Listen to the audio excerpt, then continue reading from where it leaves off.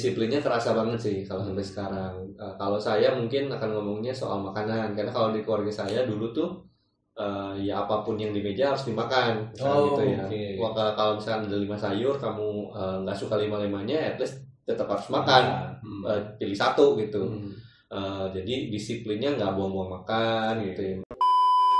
Kita dulu libur tuh nggak pernah dibiarin yang kayak di rumah leyeh-leyeh gitu, nggak. Jadi kayak pasti bangun kalau nggak ada kerjaan, ya itu yang ada di podcast sebelah kan, harus ke toko, harus apa, bantuin kerjaan orang tua. Iya, jadi kayak kita tuh diajarin kita harus produktif lah kira-kira gitu. Terus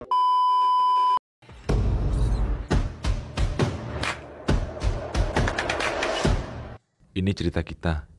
Yuk kawan-kawan vokal, kita jumpa lagi di obrolan kali ini. Ada bareng sama Fiona dan Billy di sini. Halo. Ini teman-teman mungkin pernah lihat podcast yang mereka berdua, walaupun belum laris ya. Apa ngobrol bantal apa? Obrol. Ini Ini tambahin ya, di bio-nya tambahin. Oh, nah, kita bisa. Itu tergantung ini ya, tergantung endorse-nya. Oke, ini ngobrol sederhana sebenarnya soal cerita teman-teman ini kan Tionghoa, terus lagi membentuk keluarga baru lah ya, keluarga kecil. Anaknya sekarang umur berapa ya? Umur 2 tahun. Ya, oke. Sudah menikah berapa lama berarti? 3 tahun. Hampir 3 tahun. Udah lewat. 3 tahun. Iya, udah 3 tahun lewat. Waktu itu pasti kayaknya pas Indonesia kan? Habis itu Indonesia. sempat ke Aussie ya waktu itu. Terus balik lagi ke Indonesia gitu. Iya. Ini agak aneh teman-teman dibandingin cerita kebanyakan pasangan muda Tionghoa yang lain gitu kan. Karena biasanya kan ada bisnis ada itu. Nah, kalau ini orangnya PNS, bilinya konsultan gitu ya. Jadi kayak gitu. Jarang-jarang nih profesinya. Gitu. Tapi kamu merasa nggak sih sebenarnya punya dianggap berbeda atau sama dengan rekan-rekan Tionghoa muda yang lain yang baru berkeluarga gitu? Atau gimana kalau enggak? Harus dari perspektif berkeluarga. Ya, Terserah terserah dari dari apa juga. keluarga. Ngomong apa juga terserah. Coba deh Bapak yang jawab. Ya, dulu. Pak Billy deh, Billy dulu. Susah pertanyaan. Sebenarnya kalau dianggap berbeda enggak kali ya. Hmm. Mungkin karena sama-sama keluarga muda, ya kan struggle-nya tetap Sama sama, ya, rumah ya, tangga. ya. Paling yang akan sangat jauh berbeda itu ketika ngomongin kerjaan sih. Oke. Karena kan memang kerjaan kita nggak lazim pada umumnya. Nggak lazim. Bagi orang Tionghoa. Bagi orang Tionghoa di Indonesia ya. Di Indonesia. Kalau orang tua di Singapura tuh wajib sih. Iya, Benar. Tapi ya itu, tapi kalau soal struggling di rumah tangga sih rasa-rasanya nggak terlalu berbeda sih ya. Oke. Itu. Jadi nggak gitu kerasa sebenarnya. Itu kan ya. Iya sih, setuju. Disetujuin. Maksud saya pertanyaan berikutnya nih. Ini enggak sih? Maksudnya kan akhirnya jadi waktu kalian dulu juga sebelum menikah kan profesinya itu mungkin di keluarga sempat agak ditanya ulang ya. Maksudnya kita pernah bahas di podcast bareng sama Ona. Billy juga pasti pernah ngalamin struggle yang sama gitu kan. Betul, Tidak betul. seperti jalur kebanyakan yang mengambil Betul. jalur usaha gitu. Iya. Waktu itu ada ini, kalau dari keluarga atau dari sekitar ada pendapat lain nggak soal kalian sempat ada meragukan nggak? Ntar kalian gimana kalau udah berkeluarga gitu? Ada nggak yang nanya kayak gitu? Ada, tapi kayaknya implisit ya, secara Oh, implisit oke. ya. Dia kayak nanya ya, nanti gimana, semuanya udah ada, semuanya udah siap, masih perlu apa. Dan kita mungkin karena juga ekspektasi kita karena udah lama ngerantau juga ya, kita ekspektasinya nggak tinggi gitu. Mungkin kalau berapa pasangan ya, teman-teman yang aku tahu kalau di Bandung tuh mungkin udah mikirnya abis menikah mau punya rumah, udah punya kendaraan tuh wajib kendaraan. lah. Iya, kalau kita tuh kan kayak waktu itu ya Billy nggak punya kendaraan, punya apa kamu Bang? Waktu itu maksudnya kita berdua pemakai transportasi publik gitu kan. Saya yang gitu-gitu kita memang tidak berekspektasi setelah menikah harus punya tempat tinggal, punya apa. Nah, dulu orang tua sempat nanya yang gitu-gitu, cuman ya kita jawab bahwa ya kita realistis aja, maksudnya apa yang memang kita sanggupnya itu ya udah gitu ya sambil jalan. Dan kebetulan waktu itu kita dapat jalan keluarnya adalah keterima studi lagi. Oh, jadi harus keluar. Iya, Ya, jadi jawabannya iya emang cuma abis nikah sebulan aja kok, waktu barunya abis itu mau sekolah lagi. betul. Jadi yang rumah apa itu pikirinnya nanti lah. Jadi Ada excuse-nya lah. ada Ada excuse. Jadi pertanyaan itu nggak terlalu berlarut-larut ya. Betul, gitu. betul. Yang Tapi kan value itu di keluarga masih kerasa kan, bahwa harus punya sesuatu dulu, harus punya ini gitu kan. Dan memang maksudnya bukan cuma di Tionghoa sih ya, di tempat lain juga pasti ada gitu. Iya. Cuman memang ada tuntutan kemapanan yang lebih kayaknya ya kalau dibandingin yang lain gitu. Atau kalian ngerasa gitu nggak sih sebenarnya? Kalau di orang tuaku ada, tapi kayaknya mereka udah memaklumi karena tadi dari awal jalanku Betul. udah Oh, jalannya anaknya juga kan beda aneh. sendiri. Iya, beda sendiri. Jadi kayak meskipun ada ya tersirat keinginan mengkhawatirkan. Biasanya siratannya itu dalam bentuk apa tuh ngomongnya biasanya? Dibercandain lah atau di apa gitu ya. Atau kayak tadi lah pertanyaan-pertanyaan masih kurang apa, butuh apa gitu. Terus ya kita nggak jawab aja, jawabnya ya semuanya udah ada. Nanti kamu gimana? Itu pertanyaan benar. Itu pertanyaan paling sering ya. Jadi bukan soal masa lalu atau masa sekarang tapi masa depan ya. Iya. Tapi kita selalu berhasil. Iya, ya untungnya itu sih karena waktu-waktu mau milih kerjaan ya, mungkin karena memang kita berdua udah settle ke jalur yang lain, jadi mereka sudah nggak terlalu shock. Shocknya pas waktu kerjaan itu, pertama-kali kerjaan di situ aja. Maunya apa? Apa sambil jalan ini? Jadi kayak mereka udah lihat, oh ternyata mereka bisa hidup-hidup aja ya dengan cara yang sangat berbeda dengan kita gitu, maksudnya dengan keluarga. Jadi ayo udahlah kayaknya kedepannya juga mereka akan survive gitu. Tapi nggak ada dibandingin sama yang lain atau sepupu yang lain gitu? Aku sih enggak. Aku sih enggak ya. Ini orang baik-baik soalnya nggak mau keluarga sendiri. Soalnya waktu ini tadi coba mikir ya sebenarnya pernah nggak ya? Pernah waktu awal-awal memutuskan aja sih untuk ambil jalur ini gitu ya.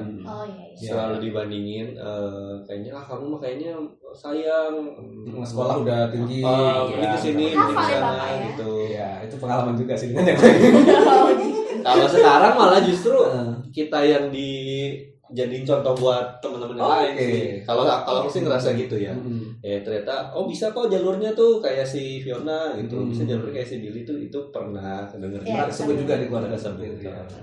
Tapi sebenarnya kalau bilang value tradisional gitu ya, maksudnya kan walaupun kita nggak sadar ya kan pasti lama-lama agak terserap juga ya dalam diri kita gitu kan, dan cara kita dibesarkan di keluarga pasti akan membentuk juga pola pikir, dan walaupun kita tentu bisa belajar dari yang lain gitu. Nah, kalau teman-teman sendiri ngerasa ada nggak sih sebenarnya pola asuh atau pola didik khas keluarga Tionghoa yang membekas di hati atau sampai sekarang terpatri gitu? Kalau ngerasa nggak? Ngerasa ada. Misalnya saya dulu mau kalau saya nanti mungkin sebenarnya dua hal ya, lebih ke dan dua-duanya kalau boleh generalisasiin ya lebih ke disiplin. Disiplinnya terasa banget sih kalau sampai sekarang. Kalau saya mungkin akan ngomongnya soal makanan, karena kalau di keluarga saya dulu tuh ya apapun yang di meja harus dimakan gitu ya. Kalau misalkan ada 5 sayur kamu nggak suka 5-5-nya, at least tetap harus makan. Pilih satu gitu. Jadi disiplinnya nggak buang-buang makan gitu ya, minum air ginseng yang pahit banget gitu kan ternyata kan itu. Jadi disiplin kayak gitunya tuh kayak jadi zaman kecil kan nggak ngerti ya, taunya manis, pengennya yang manis, tapi sekarang jadi ternyata jadi membekas gitu. Kita mau obat yang aneh-aneh juga ya hajar aja, soal-soal itu udah terdisiplin dalam diri ya. Itu sudah terbukti ribuan tahun soalnya. Terus soal jadwal juga kerasa sebenarnya. Tapi mungkin tuh Fiona juga ngalamin ya disiplin di jadwal gimana. Selain disiplin apa lagi tadi kalau yang paling dirasain? Tadi disiplin di meja makan sama disiplin di jadwal sih kalau saya. Kalau saya rasanya kayak rutinitas tuh benar-benar terbentuk di sana. Jadi misalnya jam 5 mandi gitu. Mandi, dan kalau ditanya kenapa kan nggak tahu ya namanya dong. Nggak tahu, pokoknya harus aja gitu. Tapi ya akhirnya jadi kebentuk sih bahwa setiap hari harus punya rutinitas, harus punya jadwal. Itunya kerasa banget sih. Kalau orang rasanya gimana? Ada juga hal yang sama? Kayaknya yang persis sama ya, disiplin, kerja keras. Itu emang stereotip tipikal juga lah ya, kalau kayak kita dulu libur tuh nggak pernah dibiarin yang kayak di rumah lele gitu, nggak. Jadi kayak pasti bangun kalau nggak ada kerjaan, ya itu yang ada di podcast sebelah kan, harus ke toko, harus apa, bantuin kerjaan orang tua. Iya, jadi kayak kita tuh diajarin kita harus produktif lah kira-kira gitu. Terus kedua mungkin di ini ya etika dan tingkah laku gitu. Saya dari kecil tuh diajarin bilang makasih, tolong gitu. Nah itu yang mungkin kita ajarin juga ke anak-anak kita. Ya kan ada juga anak teman-teman yang lain. Oh iya benar, anak teman-teman yang lain. Makasih ya Bang ya. Gitu. Jadi kita kayaknya kalau di aku dua hal itu sama. Ada satu lagi sih kayak lebih, tapi ini belum bisa kita ajarin ke anak ya, tentang keuangan. Jadi kayak gimana financial management ceritanya. Financial management. Jadi kayak terbiasa nggak beli sesuatu karena ingin tapi karena butuh gitu. Kalau bisa murah karena diskon ya. Karena diskon ya. Jadi kayak waktu berkeluarga kita ngerasa banget kalau udah masuk ke financial management ya sisi sisi Tionghoanya langsung muncul gitu. Kita agak ketat. Bahasa baiknya sederhana dan efisien ya gitu. Tapi bahasa kasarnya pelit ya maksudnya. Enggak lah. Enggak. Kita udah agak bergeser gitu. Tapi itu kan value yang nggak disadarin ya. Maksudnya kalau boleh dibilang sih kan itu stereotip yang juga umum perspektif orang tentang keluarga Tionghoa di Indonesia gitu. Tapi ya memang ada hal-hal gitu. Ada hal lain nggak sih misalnya kayak harapan tentang sesuatu atau belief yang harus dijaga atau apa? Ada nggak sih kalau kerasa secara nggak sadar gitu dan akhirnya ke transfer ke sekarang?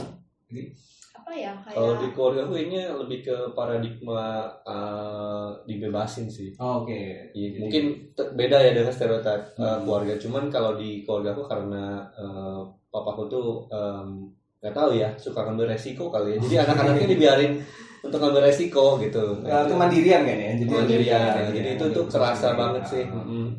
Kayak ya dibiarin aja gitu sebenarnya sampai akhirnya nemu sendiri maunya apa. Itu kerasa banget perbedaannya mungkin ya begitu masuk menikah. Kalau aku tipe yang orang tuanya menjagai banget justru.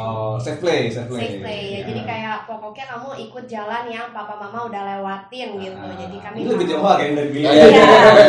Kayaknya begitu. Iya kan, gitu.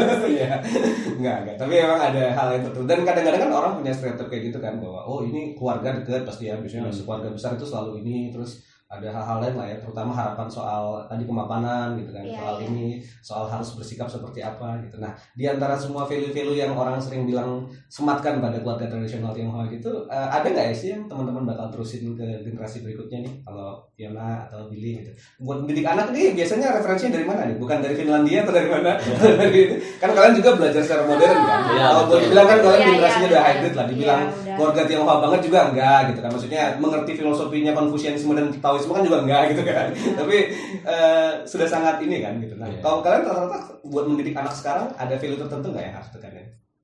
Selain yang tadi ya yang kita dapat dari keluarga kita yang kayak disiplin, kerja keras, etika itu sih kita mau teruskan ya ke anak-anak kita kan itu hal yang baik. Tapi kalau referensi lain ya kita baca dari mana-mana sih ya, terutama karena dulu anaknya lahirnya kan waktu di Australia, jadi mau nggak mau terpapar ya dengan parenting style yang ada di sana gitu, yang justru lebih menekankan kemandirian ya. Betul. kayak Billy cerita, tapi untungnya itu cocok dengan pembawaannya Billy. Jadi dulu aku yang kebantu insecure untuk dulu ya.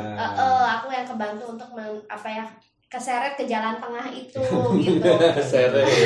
Iya karena kan dulu parenting di luar negeri kan bener-bener kayak anak disuruh tidur sendiri, makan tuh dari 6 bulan udah yang baby led weaning itu. Terus kalau dia jatuh tuh kayak kita ngelihat orang cuma kayak jatuh terus baik-baik aja, ayo berdiri gitu, bahkan gak dia wah gitu. Jadi kayak wah beda banget sama di Indonesia. Nah dulu itu beberapa hal yang kita adopsi juga sih, dan sampai sekarang ya kita masih terus cari-cari. Tapi memang arah kedepannya kita pengen si anak itu, apalagi kan anak pertama kita laki-laki ya, memang lebih pengen ke kemandirian, berani mengambil resiko. Dan di situ untungnya Billy punya pengalaman tadi gitu. Ya. Jadi aku yang harus ngerem gitu untuk betul-betul membiarkan. Ngerem balik khawatir ya. Buat anak kan dilemparan segini gitu ya. Dikira mamanya udah tinggi banget. Iya udah gitu. tinggi banget. Tapi ya udah kan anak butuh. Terus refleksi dari pengalaman kita pribadi juga ya. Betul. Yang ternyata dalam hidup anak itu bisa tiba-tiba mengambil jalan yang sama sekali di luar bayangan orang tua. Jadi kita berusaha, kita juga pengen anak kita itu merasa safe gitu untuk mencari jalannya dia. Mana? Kalau value yang enggak diterusin ada maksudnya? Banyak. Apa misalnya kalau Billy?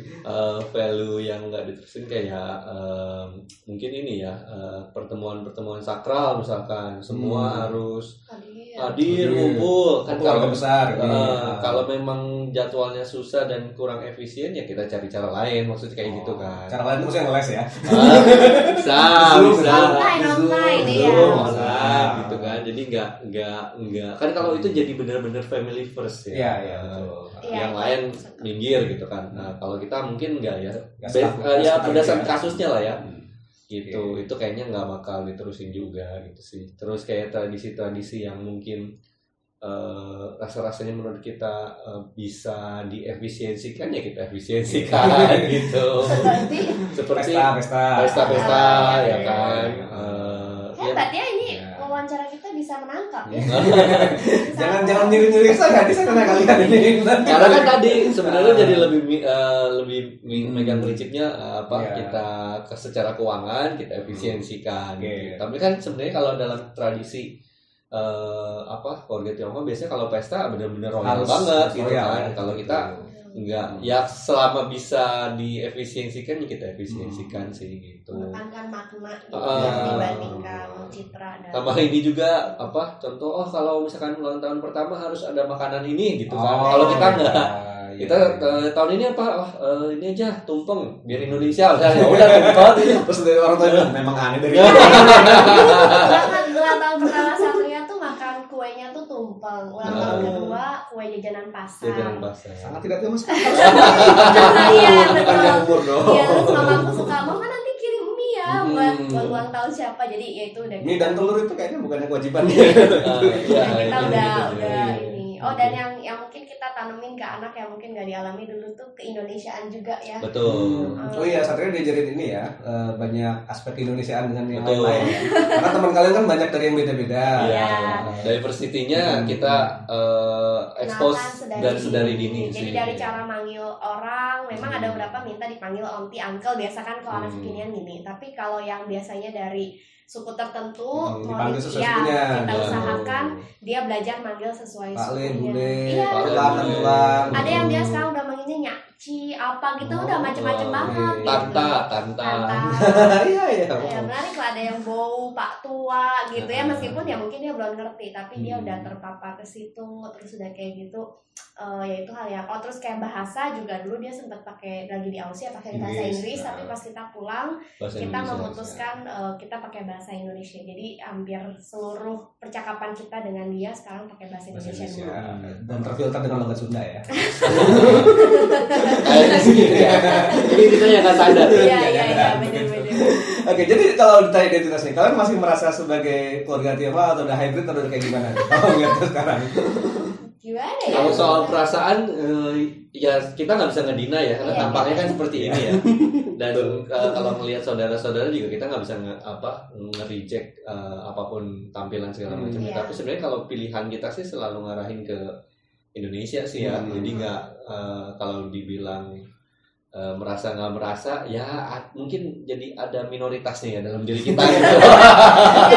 Yang menarik kalau kita di lingkungan yang Indonesia banget gitu ya, saya yang non Tionghoa, kita akan ngerasa Tionghoa banget gitu. Tapi ketika kita lagi di lingkungan yang Tionghoa, kita ngerasa kayak kita kurang Tionghoa. Betul ya, itu kerasa generasi hybrid sudah merasakan ininya ya gitu. Tapi kita bisa mengidentifikasi diri tetap ke keduanya ya, nggak ada yang bisa. Dan maksudnya Tionghoa itu juga jadi bagian dari kekayaan Indonesia. Iya, betul. Sudah jadi ininya, dan di keluarga masih diajarin panggilan Tionghoa kan?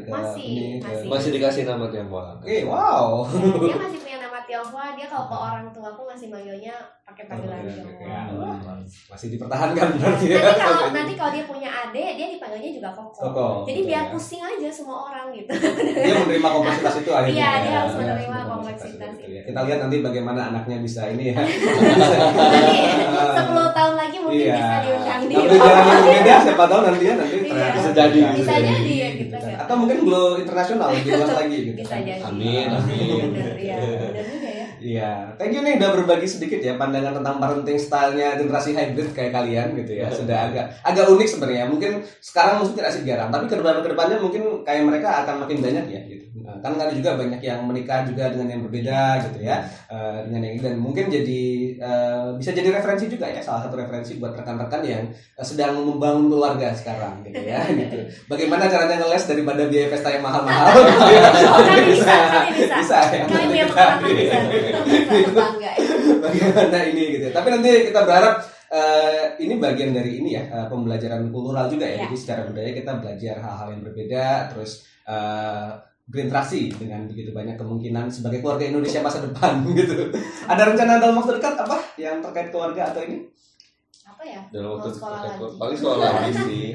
Sekolah lagi. Tapi kita tunggu tunggu 2024 karena kan 2024 itu selain ada pilpres ada juga kan wacana pindah ibu kota ya. Kalau kita sih disuruh pindah kita mau ikut-ikut aja.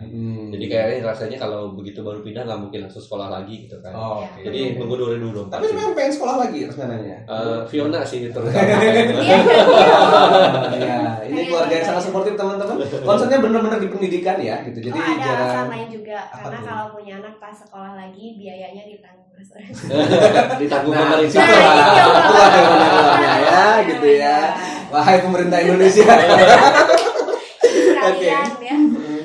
Oke, makasih banget ya Ona sama Billy udah berbagi di obrolan kali ini. Kita jumpa lagi di obrolan berikutnya. Mungkin masih sama mereka ya di rubrik-rubrik yang lain. Nanti kita silakan aja pantengin terus channel ini. Jangan lupa like, share, dan komen gitu ya. Kasih pendapat kamu juga. Kalau Anda keluarga Tionghoa juga yang muda lagi membangun rumah tangga, boleh kasih komentar juga. Atau mungkin teman-teman yang punya referensi yang lain ya tentang keluarga ini. Menurut teman-teman mereka kurang Cina ya nggak apa-apa ya.